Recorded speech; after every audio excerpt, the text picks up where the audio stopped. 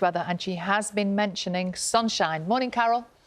Good morning, both. Good morning to you too. Yes, Sally's quite right. In fact, some of us are starting off on a sunny note.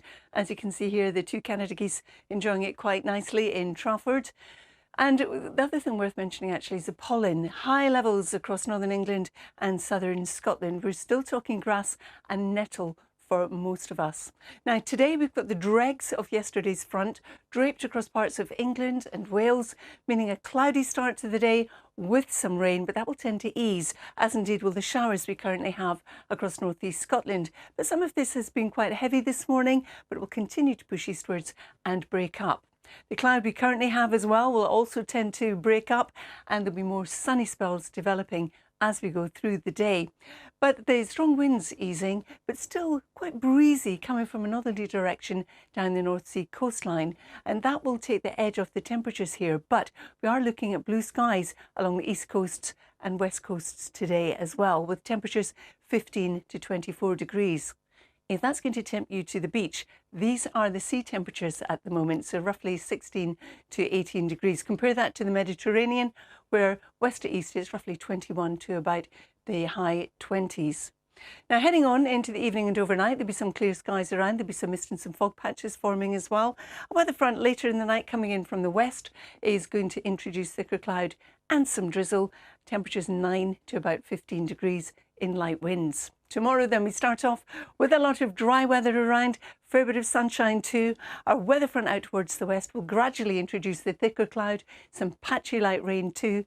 And we're looking at lighter winds generally, the wind having changed direction, so it will feel a little bit warmer along the east coast compared to today. These are our temperatures, 14 to 25 degrees north to south. Heading on into Thursday then, our weather front eventually does make it over towards the east. Some of the rain on it across parts of southern England and Wales could prove to be heavy. And then we have another weather front coming in from the west, introducing some splashes of rain across Northern Ireland and western Scotland. Now in between, it will be drier and brighter. There'll be some sunny spells at times. But as the daytime heating occurs, that in itself could spark off one or two showers. Temperatures 15 to about 21 or 23 degrees, depending on where you are. So again, warming up a bit more along the North Sea coastline. Then as we head into Friday, we still have the dregs of that weather front to clear, which it will do. High pressure starts to build in. Things start to settle down, particularly so after Saturday. So on Saturday itself, there still will be a few showers around, especially in the north and west.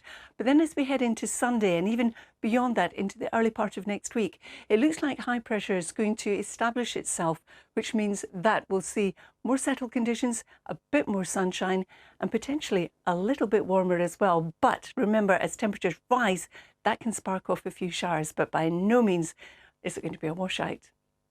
Hooray! You've said it now, Carol. Thank you. By no means. It's nearly 10.